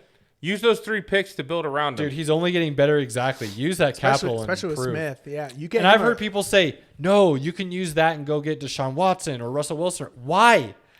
Then you're back in the same situation you are right now, not competing for a Super Bowl because you don't have a bunch of talent. I don't think you have enough talent to do that. And honestly, from what I've seen from Jalen Hurts this year with this team, you can win a Super Bowl, Jalen Hurts. Jalen, I don't know about that, but why? I mean, why? Could they be They're a playoff about team? to get into the playoffs right now. Could they be a playoff this team with better talent? Sure, absolutely. He's not playing bad at all. Not at all. I think we can clink to that. Jalen Hurts. Next. All right. Rams, Packers. That's a good game. If everybody's healthy and playing, that's going to be fun to watch. Skipped another game, dude. What's your problem? No. That's always last. Oh, sorry. I forgot. I don't. Okay. Yeah, that's always last. That's Pinky's thing. Let Pinky have his thing. Okay. All right. So with Rams, Packers, I immediately wanted to say Rams. But I think the Packers are legit going to come and play. That's funny because I immediately wanted to say Packers. Really? Yeah. Oh, God. And you're going to go to the Rams? No, I'm going Packers. You know what the line is? Gotcha. My first thought was Packers. 3? It's even right now. So pick them. Here's why I will say Packers. I think, personally, defenses are about even.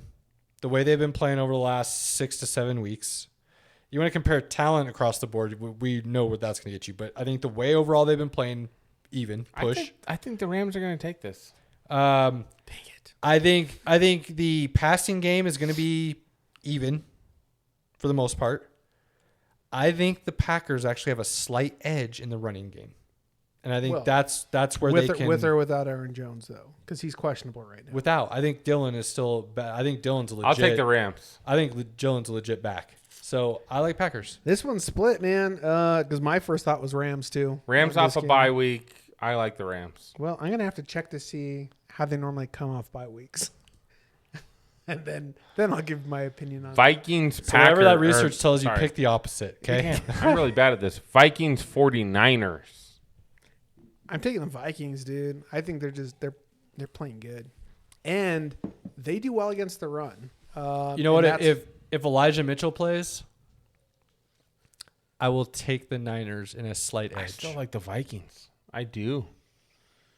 I don't hate that. They've been competitive They've been in good. every game they lost. every game, because that was my argument, right? When I said that why they were going to beat the I just Packers. think after watching the Niners last week and what we thought was going to happen, and then the way they just dominated, True. That's true. it said a lot about. I think they're starting to find themselves. They're getting healthy. So I think if their run game's healthy, I think if Elijah Mitchell plays, I think he is their number one back. Sure. And I think they've kind of realized that now. We'll see. then Deebo Samuel is Crazy good. he's good. He's really good at football. Did he have? He had one. I think it was one catch for like 9 catch. yards last week, and still had over 20 fantasy points or something like that because he ran the ball for like 100 yards and 2 touchdowns or something crazy. Yeah.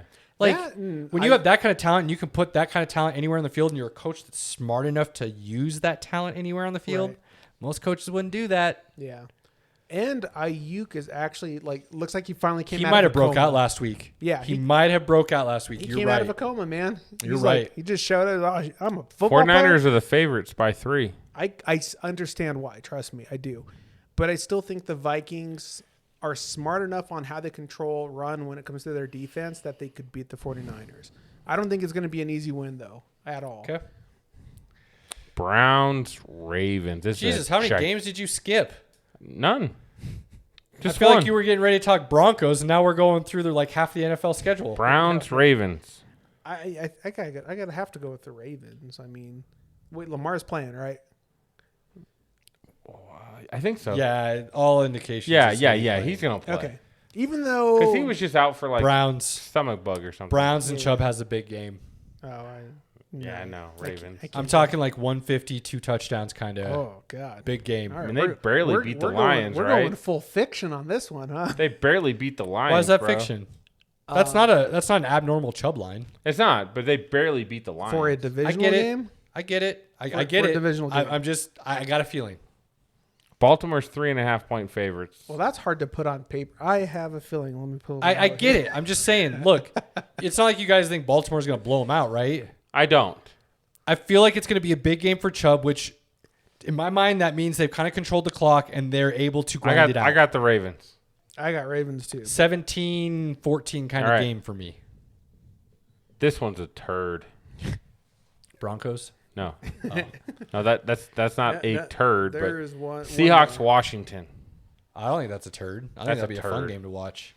That's a turd. I think Washington wins this because I think Seattle. agree, Is this Washington. Bad. I think Seattle gave up on life, dude. Seattle has 0 run game. Legitimately. Correct. They might be the worst running game in the NFL right Yes, now. absolutely.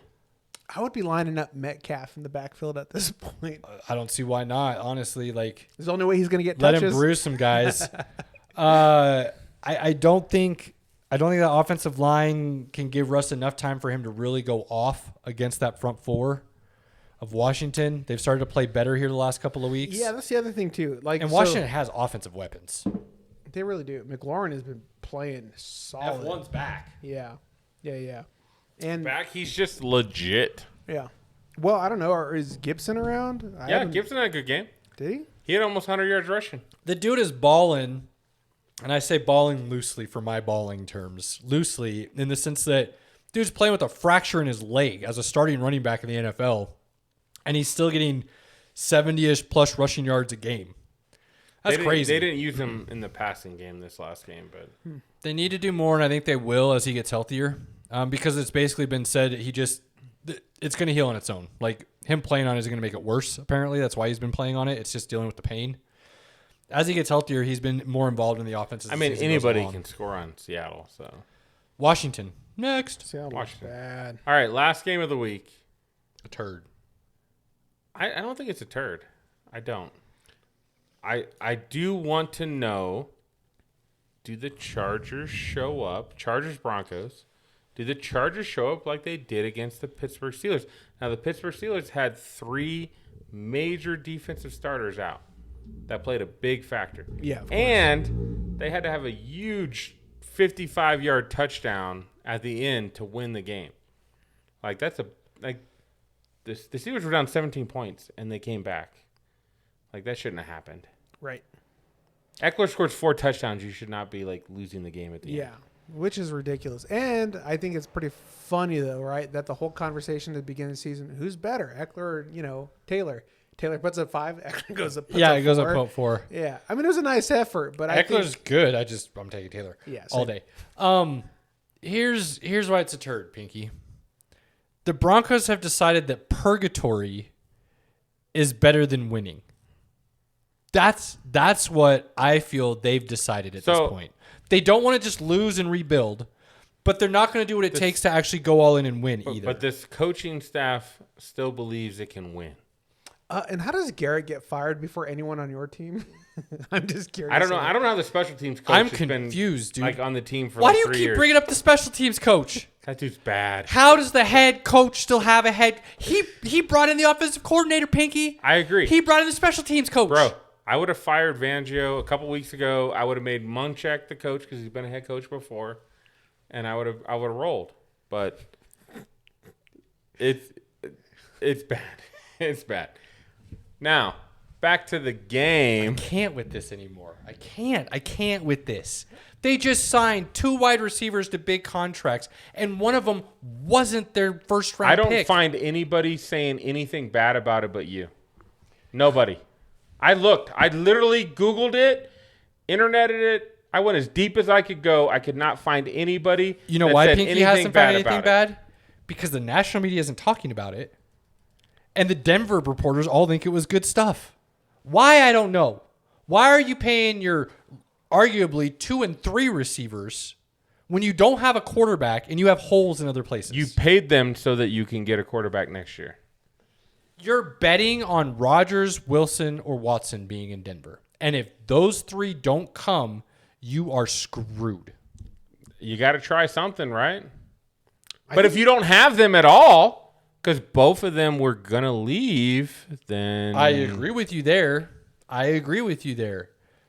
You had the money to do it. Like Sutton, you got to sign. Patrick, I agree, probably overpaid, probably didn't need to do it, but you signed a guy who's consistent, plays every week, and shows the other guys in the team if you work hard and you do your job, you can get paid. It's a good thing to do. You know when it's a good thing to have a Tim Patrick? When you're a good team and you're winning. When you're Denver Broncos, but it's not you're worth literally it. a quarterback away on that roster. You're literally a quarterback away. You absolutely are. So why not keep the roster intact and get the quarterback? However you have to do it. Doesn't matter. We've got a lot of draft picks to go get a guy. You got to go do it. It's still a good signing, bro. Because I don't see Wilson being available. I don't see Rodgers actually being available. And Watson will be available, and you shouldn't touch him with a 1,000-foot pole. So, again, if you have Miami decide they want Watson, Tua is available. If the Eagles decide that they want Watson, Jalen Hurts is available, who we would all say, and I would even agree, is an upgrade over anything on the Broncos roster right now. I just don't think you guys... Only if you bring in the right staff, though, in those situations. Correct. That's you still the have problem your good there. coaching staff. With I Tua agree. or Hurts, you have to have the right guy then. Correct. It's not a universal fix-all. You can get one of those other 3 guys if you were lucky enough to, and you can hire Mike McCarthy. And they'd still win. And they'd still you win could do that football and get games. away with it. Again, we're in a limbo right You now. could do We a don't John know. Fox and go to a Super Bowl. If you have one of those guys. I just don't see it happening. Those are pipe dreams, and they're oh man, how do you plan your future on pipe dreams? We don't know. All right, back to the game, because that's what we're talking about. I thought we did. I thought that was talking about the game. No, we didn't talk about the game. You just called it a turd. Yeah. That was legit your contribution to that conversation. I mean, let's be honest. You really think they're going to beat the Chargers? I think the one thing that they can do to beat the Chargers is run the football. So is it possible at home? The Chargers have not played good football most of the season. Neither have the Broncos. Absolutely. You're not wrong. But one team plays bad football at a higher level than the others. Yeah, that's how most games The go. Broncos. Yeah. So, Correct. That's Pinky, I see no scenario where I pick the Broncos to win the rest of the season. Listen, unless you guys are playing NFC I'm picking the West. Broncos to beat the Lions. They'll probably win some games. But I honestly do not see a scenario where I pick the Broncos to win a game the rest of the season. If the Broncos run the football down the Chargers' throat, which they should do, but Shermer's an idiot most of the time, so there's no telling that they will do that, they could win that game. Well, the conversation has to be of whether or not your defense could shut down Mike Williams and Keenan Allen and Austin Eckler, because that's kind of a big deal. I mean, they've been shut down by lesser defenses, so Have they? they have. I mean, we can pull up their schedule if you want. Well, no, I just mean I feel like you keep thinking about the Broncos as all this talent. Look, bro, but now I'm not giving the Chargers. I'm not putting the Chargers on a fucking pedestal after easy. one game. I'm not trying to rile you up, Pinky. You are riling me up. Fuck you. Hang on. I think you keep thinking about the Broncos as the talent on the defense and not the unit and what it's coached by in the scheme that it runs. They've literally given up like 10 passing touchdowns all season. That's pretty good, bro. Like, I think you're underselling what they've done. They don't win fucking football games because they have a shitty-ass quarterback and a shitty coaching staff. But they do well enough. I mean, they should have gotten smoked by Dallas. Correct. They didn't win that game because they're a Absolutely. good defense. They won that game because Dallas just didn't know what the hell they did. They wanted to do that they day. played really bad, just real bad. Real I have bad. not seen anything Real from bad. Denver's defense this year, Pinky, that goes, "Oh yeah, that's the defense I expected to see." So they put up 20 points against. Actually, hold on. Let's go back here.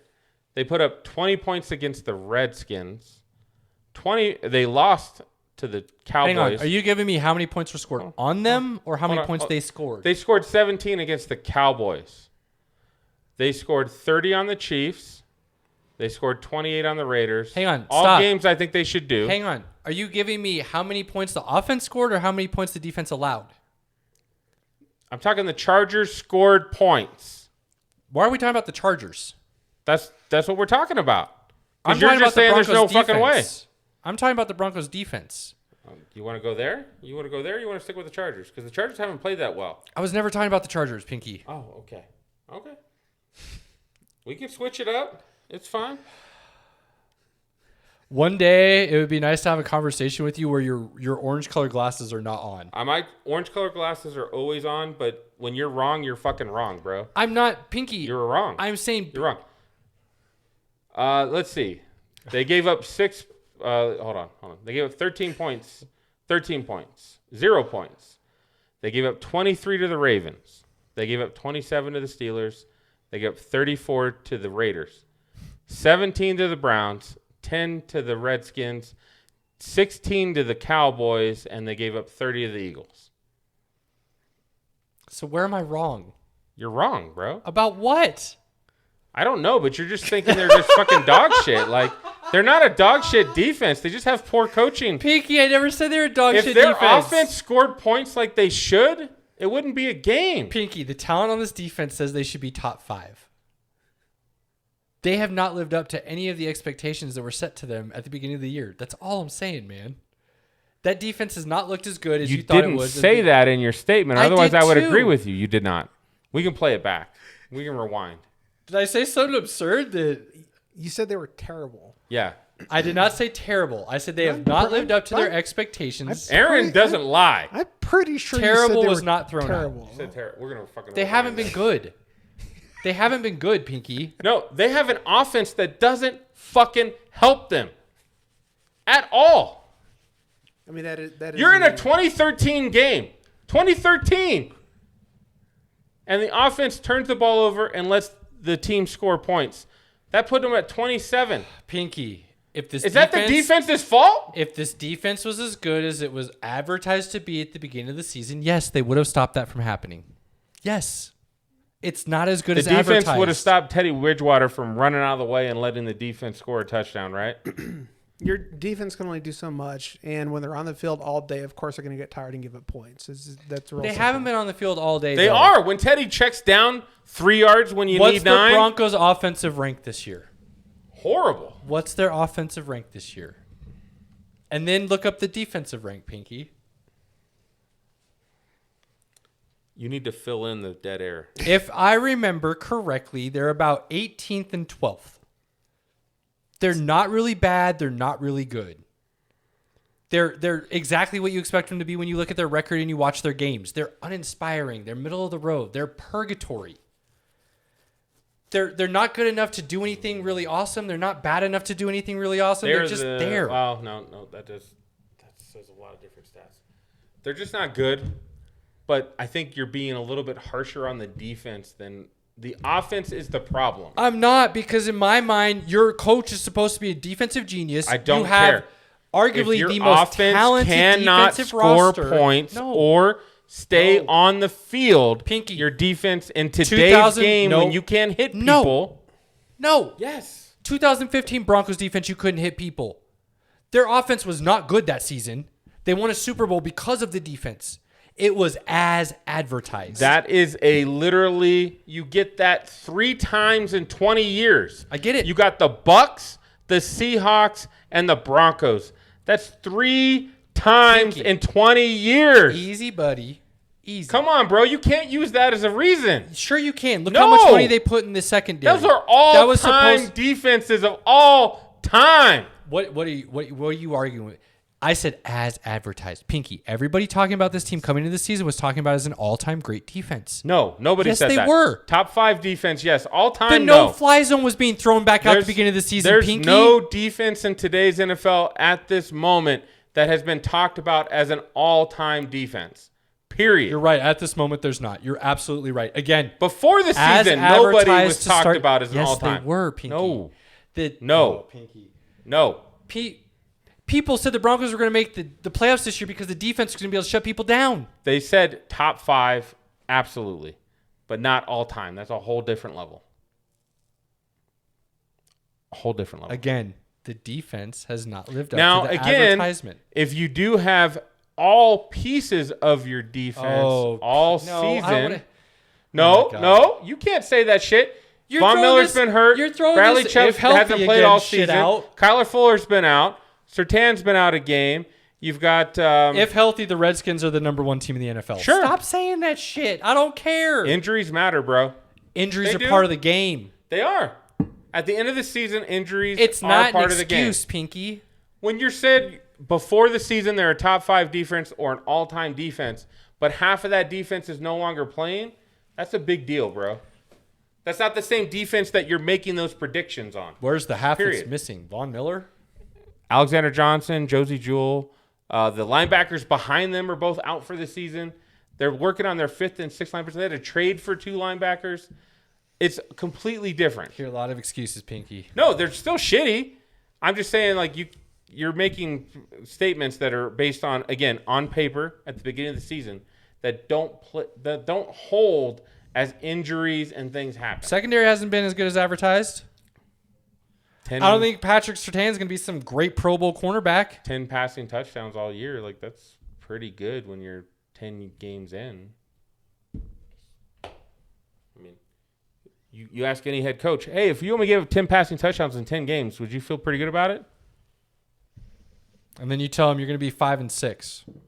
5-5. 5-6. They're 5-5. Well, they're losing this week. They haven't played 11th game yet. I said 10 games. I'm just saying, it's, again, haven't said they're trash, haven't said they're awful. They are uninspiring. They are purgatory. You did say terrible. Terrible. I'm pretty sure you said they're terrible. Yeah. I believe I said not. I don't think I used the terrible word because that's not how I feel. That's why I keep going back to the purgatory, which was the first You're not point. wrong on purgatory. I agree with you. The coaching staff sucks. All that sucks. But they're not terrible. There's nothing hopeful about this team. Correct. Yeah, that's true. That's a true statement. I can agree with you on that. There's nothing hopeful about this team to the point where they do this for another year and I could just turn in my fandom card. I don't like supporting people who don't go to win. I think the GM's doing good moves. All I know is if I have to sit through another 10 minutes of listening to you guys talk about the Broncos, y'all can call it in next week. I mean, this is the wrong That was podcast way for too that. long It of a was, Broncos but conversation. He gets me heated, man. He knows where to push the buttons. And Zach's not here to tell him to shut up. I'd say it about any team. Any team where somebody's being above what the team is playing at, those expectations need to be centered. I expect the Broncos to lose. I bet on the Broncos to lose when we went to Dallas. And they should have. That's like my point. Like, that wasn't the Broncos winning. That wasn't the Broncos going out going, damn, we're a good team. It was Dallas having a blip. Now, unfortunately, Dallas had another blip. Can they right the ship with some injuries and be a good team still? Because that's what good teams do. They can overcome injuries and keep moving forward. Can Dallas figure that out? SP and I were talking about it before we came on air. The game plans look drastically different when they have these blips. So is McCarthy getting too involved? Does Kellen Moore just get in over his head and can't figure out how to get out in these bad situations? Something's happening. I just think Kellen Moore is trying to be too cute. Either that or he's not getting the control. I don't know. Either way, they're not the same team. Key to Dallas. Run the fucking football. No joke. Yeah, and it doesn't matter if Zeke's healthy or Pollard's healthy. Right. Both Pollard's of them run. really good. Listen, Both of them can run. all I know is if the Cowboys come out and they go 3 and out because they throw 3 incompletes, they're losing that game. That has been their MO for like the last 2 years. Because if Prescott can't get in, listen, if you're still trying to run your scripted plays entering into the second quarter, you're not winning. You know what I mean? Yeah. So Fully agree. it's that. Fully agree. And that's what they've looked like because you don't have no time to adjust to it. So, anyways, I'll let you know. I'll tell you 5 minutes into that game whether or not the Cowboys are winning. Again, orange glasses. I think if the Broncos run the football, they have a chance in the football game. I still expect the Chargers to win. No, that's what sucks. They always have a chance. That's what I hate. That's what I hate is they shouldn't have an opportunity to win the way that they do. And yet there's enough talent on that roster to still overcome the giant potholes that your coaching staff creates. It's what I started to feel about Dallas with Mike McCarthy. We all know Mike McCarthy was not a good coach hire. I've gone back and forth. I'm still going back and forth. I don't like him. I think he rode the coattails of Aaron Rodgers. That's all it was. Possibly. Very possible. End of Brett Favre, beginning of Aaron Rodgers, and he got lucky. Yeah. I think that's all it was. So time will tell. Time will tell. You know what time won't tell? The Broncos coaching staff is really bad. They won't be here next season. There's some other staffs out there that are in the same position. Yeah, but they're already firing people at least. I know. So it's crazy. They're at least that much smarter.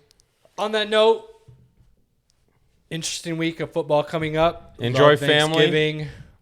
Enjoy your time. Be thankful. Football. Wonderful time with family and friends. To all those out there, to my boys here, happy Thanksgiving to everyone. Enjoy that time with your family and friends. Have a wonderful day. Peace. Love you, Zach. I can show you where my heart's at. See it on my sleeve. Even if the beat stops, my soul will not leave. If I never stood tall, nobody will ever see. I can show you where my heart's at. See it on my sleeve. I can show you where my heart's at. See it on my sleeve. Even if the beat stops, my soul will not leave. If I never stood tall, nobody will ever see. I can show you where my heart's at. See it on my sleeve. I can show you where my heart's at. See it on my sleeve. Even if the beat stops, my soul will not leave. If I never stood tall, nobody will ever see. I can show you where my heart's at. See it on my sleeve.